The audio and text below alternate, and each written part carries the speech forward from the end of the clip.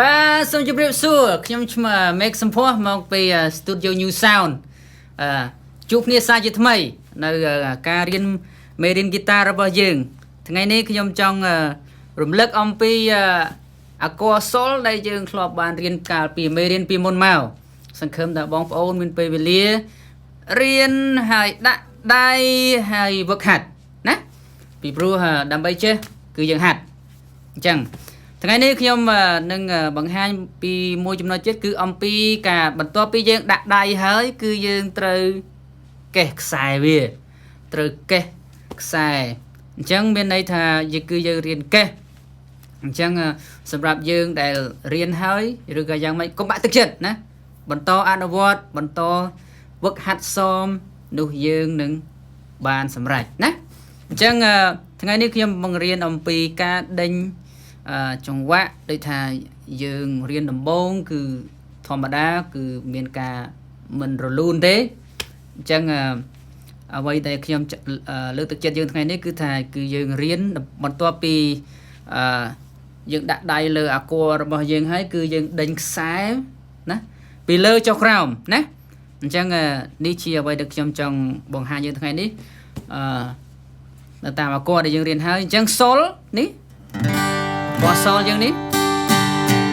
អញ្ចឹងបន្ទាប់ពីយើងដាក់ដៃតាម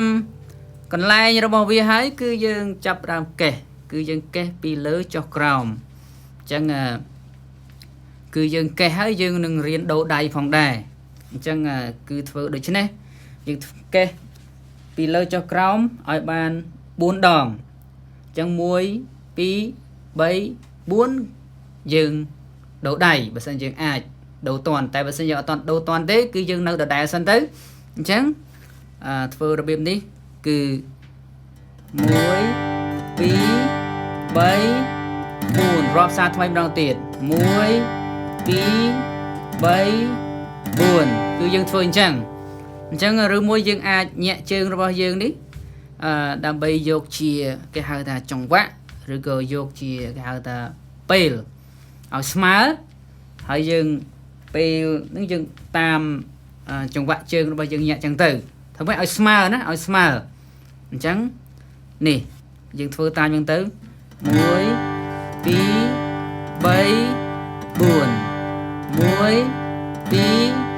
3 4បាទគឺសាមញ្ញអញ្ចឹង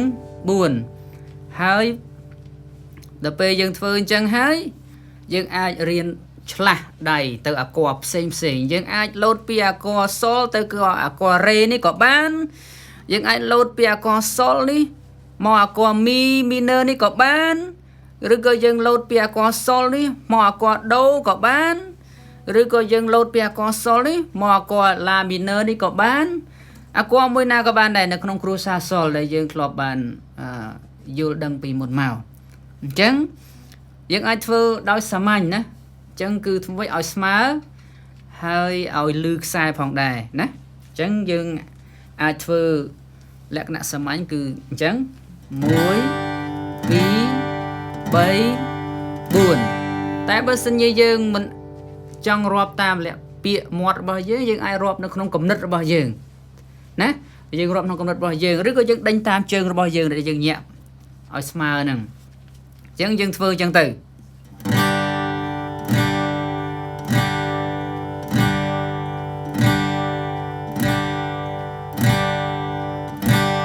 ចឹងទៅគឺពីលើចុះក្រោមពីលើពីលើចុះក្រោមពីលើចុះក្រោមពីលើចុះក្រោមឥឡូវយើងខ្ញុំនឹងធ្វើពីលើចុះក្រោមនៅក្នុងគ្រួសារសូលដែលយើងបានរៀនកន្លងមកណាបាទ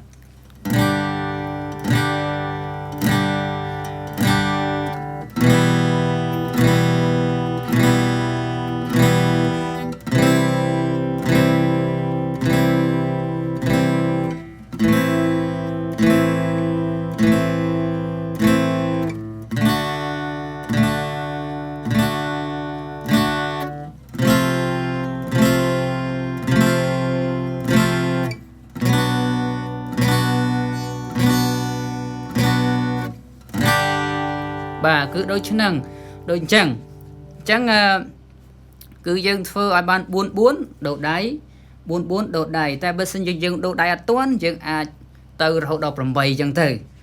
គឺជាការវឹកហាត់គឺជាការរៀនសាមញ្ញដូច្នេះកាលណាយើងអនុវត្តអញ្ចឹងគឺជួយឲ្យយើងនៅក្នុងការរៀនហ្គីតារបស់យើងដូច្នេះសូមកុំបោះបង់ចោលអត់ធ្មត់ព្យាយាម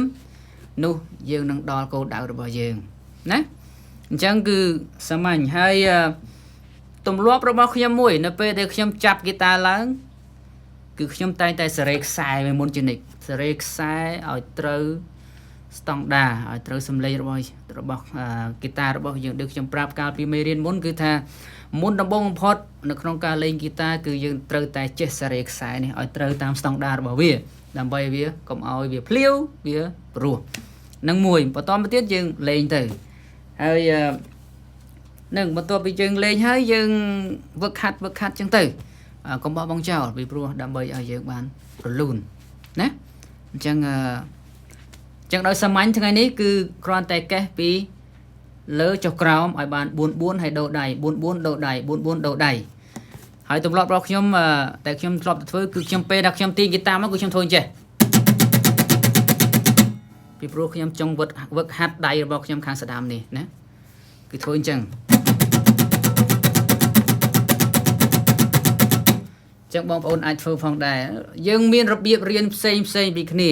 នេះជារបៀបរបស់ខ្ញុំបងប្អូនប្រហែលជាមានរបៀបរបស់បងប្អូនដូច្នេះថ្ងៃនេះដោយសាមញ្ញគឺចាប់អក្សរសល់ហើយកេះពីលើចុះក្រោមឲ្យបាន4ដងហើយរៀនដូរដៃទៅអក្សរផ្សេងតាមអក្សរមួយណាដែលយើងសុខស្រួលនៅក្នុងម្រាមដៃរបស់យើង